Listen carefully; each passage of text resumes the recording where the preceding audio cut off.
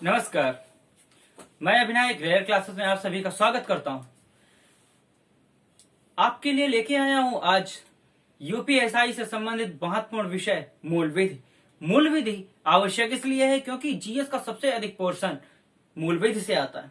तो आइए जानते हैं मूल विधि के बारे में। लेकिन उससे पहले कहना चाहूंगा, यदि आपने मेरा चैनल सब्सक्राइब नहीं किया तो प्लीज सब्सक्राइब कीजिए और बेल आइकन दबाना ना भूलें। आइए शुरू करते हैं मूल विधि। मूल विधि जानने से पहले जानते हैं कि संविधान क्या है। संविधान हमारे देश का 3 स्तंभों पे खड़ा है।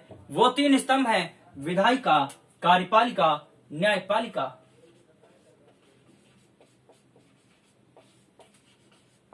विधायिका, कार्यपालिका, न्यायपालिका।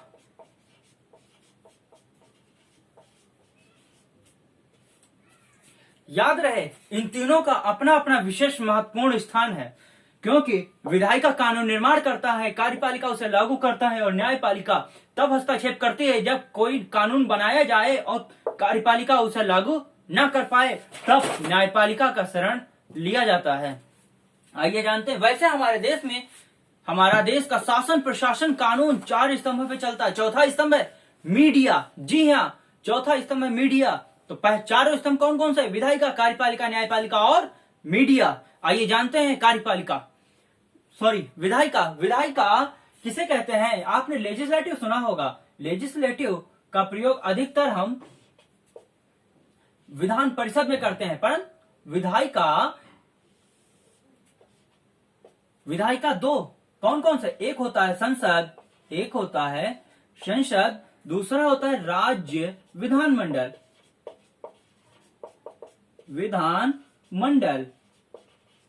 संसद संविधान के अनुच्छेद 79 में है, जबकि राज्य विधानमंडल 168 में है। संसद 79 में है, राज्य विधानमंडल 168 में है। बात करते हैं कि संसद बनती किनसे है? संसद 3 लोगों से बनती है। राष्ट्रपति,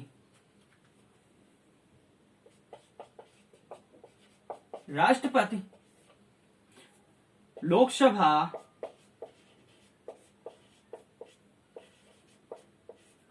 और राज्यसभा। राष्ट्रपति, लोकसभा और राज्यसभा। राष्ट्रपति अनुच्छेद 52, संविधान के अनुच्छेद 52 के अनुसार राष्ट्रपति होता है। संविधान के अनुच्छेद 81 के तहत लोकसभा होता है और 80 के तहत राज्यसभा होता है। राज्यसभा अनुच्छेद 80 है, लोकसभा अनुच्छेद 81 है और राष्ट्रपति अनुच्छेद 52 है।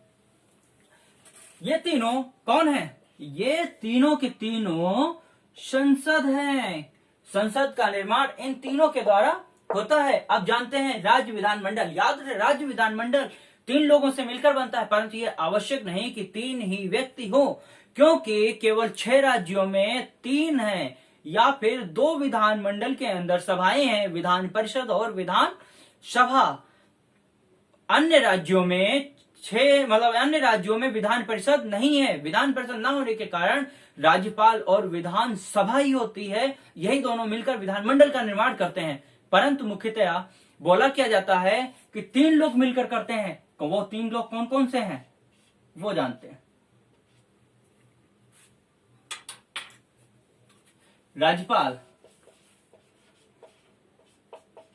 जी हाँ, जैसे राष्ट्रपति संसद में है, वैसे ही राज्यपाल विधानमंडल में है।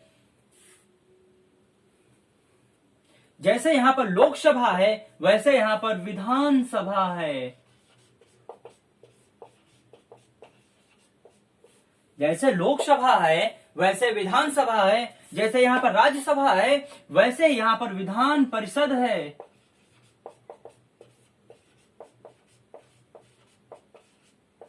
विधान परिषद प्रत्येक राज्य में नहीं होता, केवल ये 6 राज्यों में है।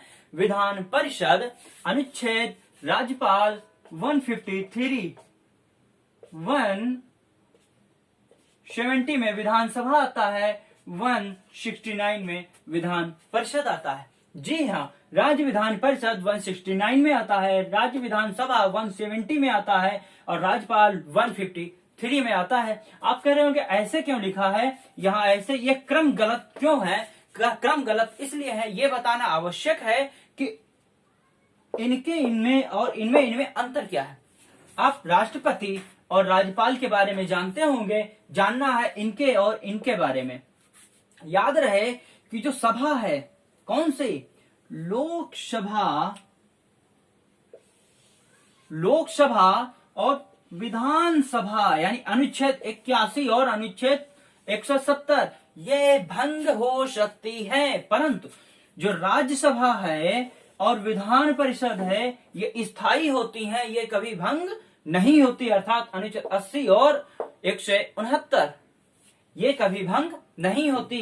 ये क्या है हमारी? ये हमारी विधायिका है। कौन है? विधायिकाएं हैं, संसद और राज्य विधानमंडल, और ये है इनके भाग। ये दोनों मिलकर किसी कानून का निर्माण करते हैं और उन्हें लागू कौन करवाता है? कार्यपालिका। कार्यपालिका इन्हें लागू करवाती है। कार्यपालिका में आते कौन कौन से हैं? जैसे डीएम है, एसडीएम है, एसपी है और एसआई है। कौन कौन आते हैं? आप लोग स्क्रीनशॉट ले लीजिए या नोट डाउन कर लीजिए।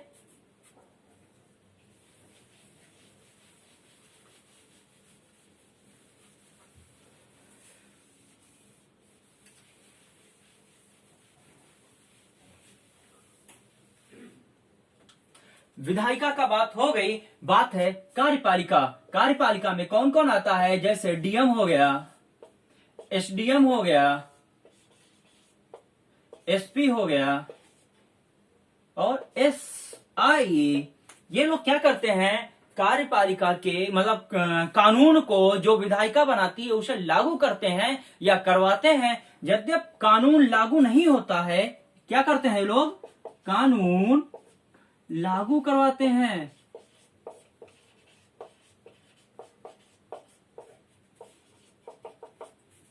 कानून लागू करवाते हैं, और ये कानून यदि लागू नहीं होता है तो हम किसकी शरण लेते हैं? न्यायालय की शरण लेते हैं। कब शरण लेते हैं? जब कानून लागू नहीं होता। याद रखना कि इनका प्रयोग यानी ये जो है किसी भी मामले में होता है, परंतु एसआई, हम तैयारी एसआई की कर रहे हैं। एसआई का संबंध क्रिमिनल से होता है। किससे है एसआई का संबंध? एसआई का संबंध क्रिमिनल से है, अर्थात क्राइम से है। ये एसआई सिविल नहीं देख सकता। एसआई को सिविल देखने की परमिशन नहीं है। क्या?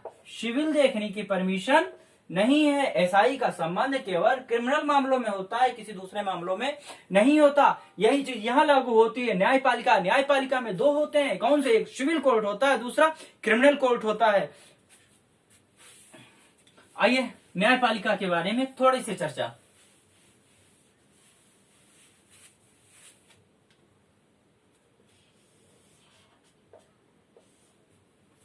न्यायपालिका में सिविल कोर्ट होता है और क्रिमिनल कोर्ट। सिविल न्यायपालिका और क्रिमिनल न्यायपालिका। सिविल न्यायपालिका में ऐसे मामले आते हैं जो क्राइम से संबंधित नहीं होते हैं। अर्थात मान लो जैसे वर्तमान समय में इलेक्शन चल रहे हैं और आपका वोटर लिस्ट में नाम नहीं है, तो आप एसआई के पास जाकर एफआईआर दर्ज नहीं करवा सकते। यदि उनके पास आप जाते हैं तो वो या तो कहेंगे राज्य चुनाव आयोग के पास जाइए या डीएम के पास शिकायत कीजिए, या फिर सीधे न्यायालय की शरण में आप जाइए। आप न्यायालय शरण में जाते हैं, आपको कहाँ जाना पड़ता है? यहां जाना पड़ेगा, अर्थात सिविल कोर्ट जाना होगा। सिविल कोर्ट जाएंगे आप। इसका एक दूसरा उदाहरण है, मान लो एक मूवी है आरक्षण अमिताभ बच्चन के। अमिताभ बच्चन एक रूम अपना किराए पे देता है किसी को रहने के लिए, परंतु वो करता क्या है कि वहां पर वो कोचिंग संस्थान चलाने लगता है, अर्थात व्यवसायिक कार्य करने लगता है।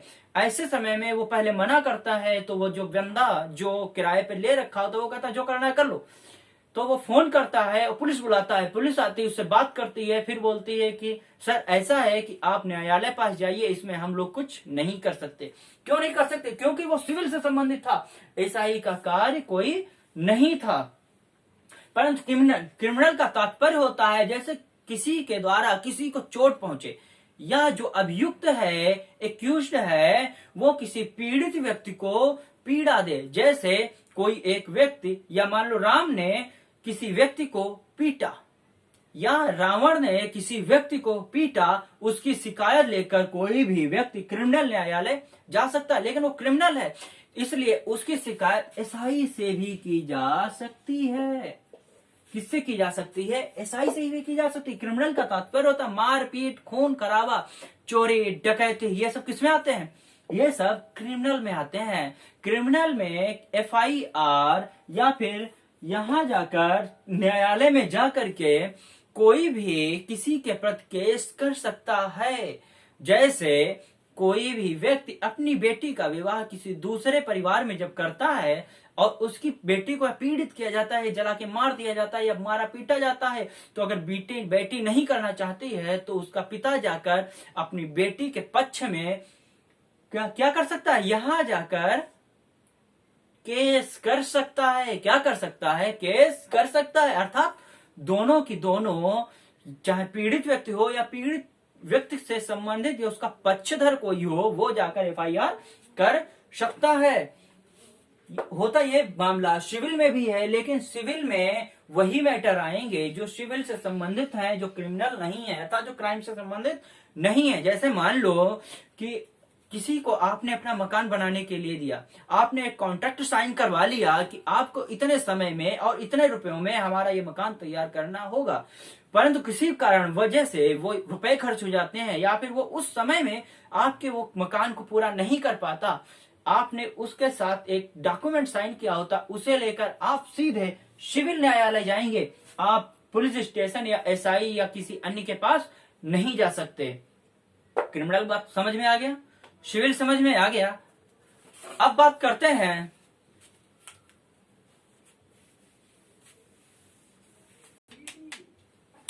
न्यायालय की कैटेगरी की। किसकी बात करते हैं?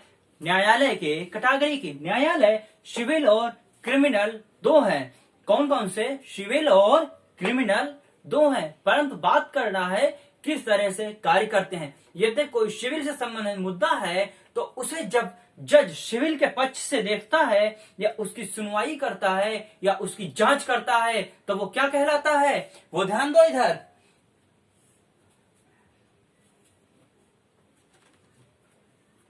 सिविल जज कहलाता है। क्या कहलाता है? सिविल जज कहलाता है। क्या कहलाता है? सिविल जज कहलाता है। लेकिन अगर जिला स्तर पर करता है तो वो जिला जज कहलाता है।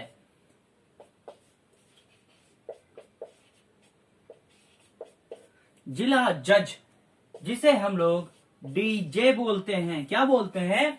डीजे बोलते हैं। वहीं पर क्रिमिनल न्यायालय का मतलब जब हम क्राइम से संबंधित या क्राइम से संबंधित कोई जांच करता है या उस केस को देखता है कोई जज, तो वो क्या कहलाता है? आपसे पूछ रहा हूं, बताइए क्या कहते हैं इसे?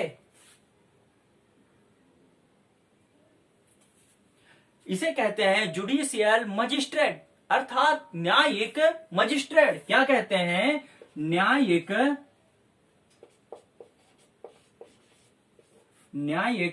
मजिस्ट्रेट।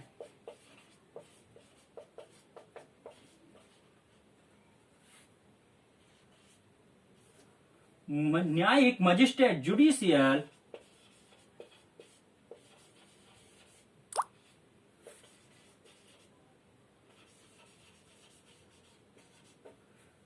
न्यायिक मजिस्ट्रेट, जिसे हम जेएम बोलते हैं। क्या बोलते हैं? जेएम बोलते हैं। जब वो क्राइम से संबंधित कोई जांच पड़ताल करता है तब उसे जेएम बोलते हैं, परंतु वहीं जिला स्तर पर जब होता है तब उसे सेशन न्यायालय या सत्र न्यायालय, क्या बोलते हैं? सत्र न्यायालय, सत्र न्यायालय बोलते हैं, अर्थात सेशन न्यायालय।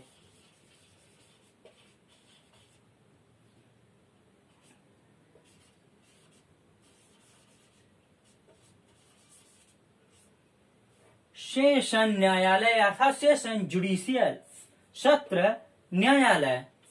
आपका आज का क्लास यहीं समाप्त होता है। फिर बोलना चाहूंगा, जिसने भी हमारे चैनल को सब्सक्राइब नहीं किया है प्लीज सब्सक्राइब कीजिए और बेल आइकन को जरूर दबाइए, ऑल नोटिफिकेशन सिलेक्ट कीजिए। और यदि मेरा वीडियो सही लगा हो, आपको अच्छा लगा हो, आपको लग रहा हो कि हेल्पफुल है, आपकी सहायता करेगा, तो प्लीज इसे शेयर कीजिए, क्योंकि कंप्यूटर तभी होता है जब वो भीड़ से निकल के आए, तभी वो कंप्यूटर होता है, वरना कंप्यूटर नहीं होता।